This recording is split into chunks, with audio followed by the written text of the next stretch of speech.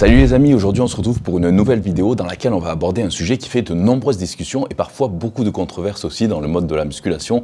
C'est celui des exercices d'isolation contre les exercices composés ou exercices polyarticulaires.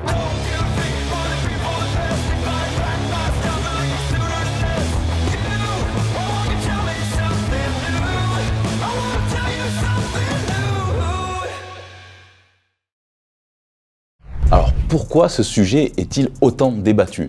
Eh bien, que vous soyez plutôt athlète expérimenté ou même quelqu'un qui commence tout juste la musculation, eh bien, cette question se pose toujours, que ce soit pour prendre de la masse musculaire ou bien pour perdre du poids ou même pour développer une force fonctionnelle.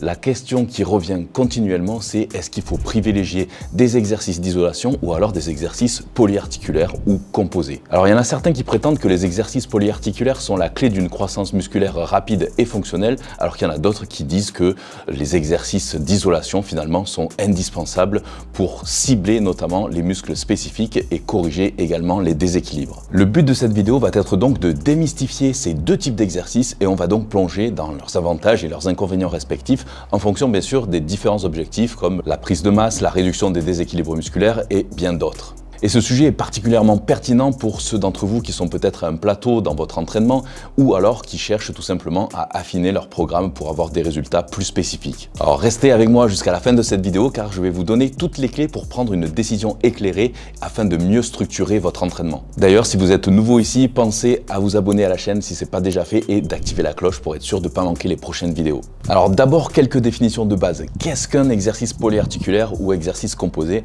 Tout simplement, ce sont des mouvements qui impliquent plusieurs articulations et groupes musculaires. Alors les exemples typiques, vous connaissez, ce sont les squats, bien sûr, les développés couchés, les soulevés de terre, etc. Alors que les exercices d'isolation, c'est des exercices qui ciblent plutôt un muscle en particulier ou groupe musculaire spécifique. Par exemple, le curl pour les biceps ou alors kickback pour les triceps. Alors je sais que beaucoup d'entre vous se demandent pourquoi c'est si important que ça de connaître la différence entre les exercices d'isolation et les exercices polyarticulaires.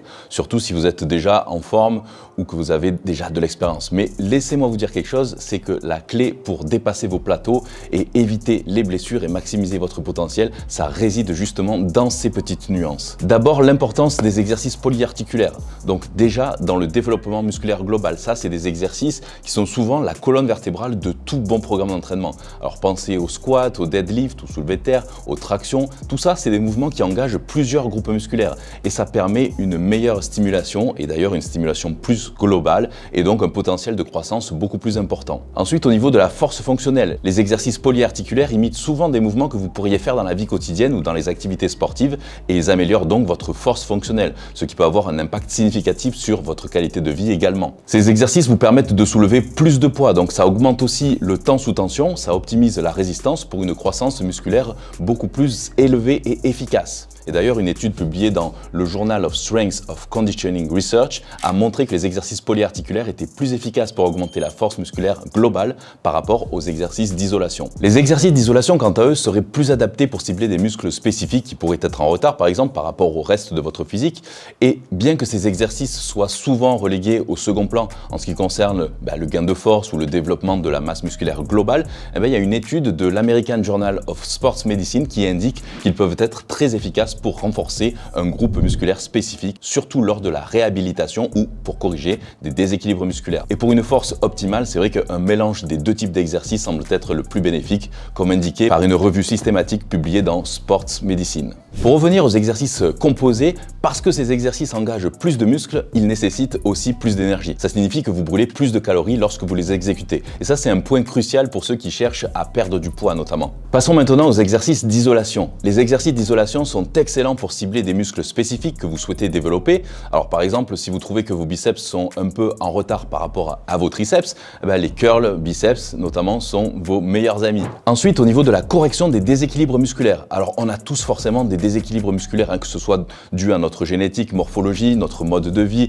par des blessures passées ou simplement par une mauvaise technique. Eh bien, les exercices d'isolation peuvent vous aider à corriger ces déséquilibres en ciblant des groupes musculaires spécifiques. Ensuite, ils agissent dans la réhabilitation l'isolation et la prévention des blessures. Alors ces exercices ils sont souvent recommandés dans les programmes de réhabilitation pour cibler ou renforcer un muscle ou un groupe musculaire en particulier après une blessure notamment. Et ils permettent de continuer à travailler d'autres parties du corps sans aggraver votre condition. Ensuite, pour ceux qui cherchent à développer un physique bien proportionné, c'est vrai que les exercices d'isolation permettent une certaine précision que les exercices polyarticulaires ne peuvent pas offrir. Donc, comme vous pouvez le voir, les deux types d'exercices ont leur place dans un programme d'entraînement bien construit et ils servent des objectifs différents, mais ils sont complémentaires. Et la maîtrise de chacun peut être le biais pour une transformation physique fonctionnelle réussie. Maintenant qu'on a creusé un petit peu plus en profondeur le monde des exercices d'isolation contre les exercices polyarticulaires, il est temps de rassembler toutes ces informations pour comprendre ce que ça signifie pour vous,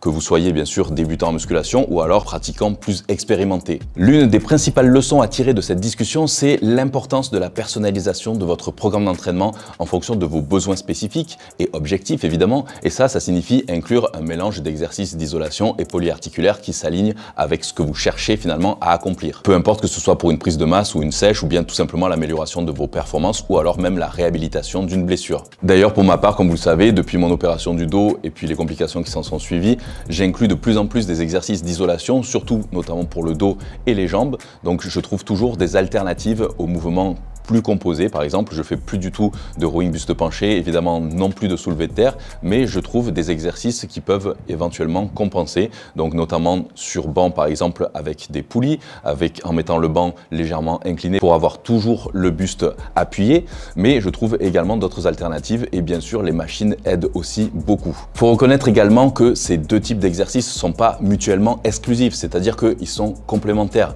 Alors utiliser des exercices polyarticulaires pour construire une base solide et affiner ensuite avec des exercices d'isolation pour cibler plutôt des groupes musculaires spécifiques et corriger des déséquilibres. Enfin, écoutez votre corps. Votre corps est votre meilleur indicateur de ce dont il a besoin. Et si vous trouvez que vous ne faites pas les gains que vous espériez ou si vous ressentez des douleurs et des déséquilibres, ça pourrait être le moment d'évaluer, de réajuster votre ratio d'exercice d'isolation à polyarticulaire, particulièrement quand vous êtes débutant ou alors que vous revenez d'une blessure. Dans tous les cas, quel que soit le type d'exercice que vous choisissez, la qualité d'exécution est cruciale et un mouvement bien effectué avec une charge plus légère sera toujours plus bénéfique qu'un mouvement mal exécuté avec une charge lourde. La technique restera toujours la clé. Si tout ça c'est encore un petit peu confus sur comment organiser votre programme d'entraînement, comment répartir les exercices polyarticulaires par rapport aux exercices d'isolation, surtout par rapport à votre morphologie, vos objectifs, etc., n'hésitez pas à consulter mon site julienkelguiremi.com parce qu'un suivi personnalisé peut vraiment faire toute la différence. En fin de compte, la connaissance, c'est le pouvoir, surtout quand il s'agit de votre propre corps.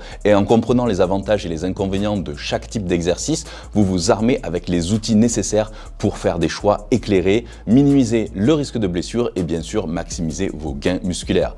Alors vous n'êtes pas seulement en train de soulever des charges, vous construisez un temple et chaque brique compte. Alors, ne vous arrêtez pas là et continuez à apprendre, continuez à vous défier et plus important encore, continuez à évoluer. Je vous remercie d'avoir regardé cette vidéo et si vous l'avez trouvée utile, n'hésitez pas à laisser un petit like et puis de cliquer sur la cloche aussi pour manquer aucune de mes prochaines vidéos. Et sur ce, je vous dis à très vite et surtout, ne lâchez rien. Bye!